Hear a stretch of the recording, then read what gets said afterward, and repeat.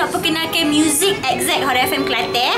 Music Exact ni adalah orang yang bertanggungjawab susung lagu semua orang-orang Kelantan dengan Hot FM Kelantan tu.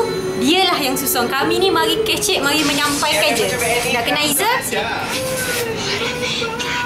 Tengok orang Alik tu nyanyi ke? Alik dengar tu. Tengok tu. Dengar nyanyi tu. Oh ni Izzah ya? Inilah dia Izzah. Mana ambil gambar kan ni? Muka dia macam Norma Hakim. Norma Hakim.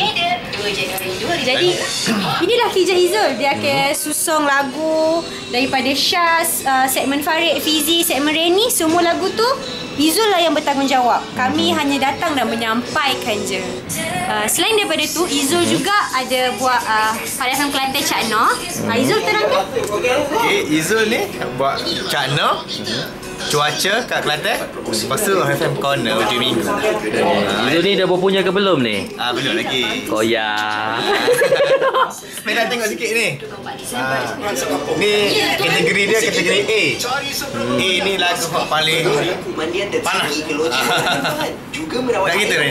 Yes, lagu yang terhangat di pasaran. Jadi yang adanya Izzul, Syaz, Reni, Farid, Fizi dan Asrul. Jadi kami berenam akan menghangatkan Hot FM Kelantan. Nantikan 2 Januari. Bye bye.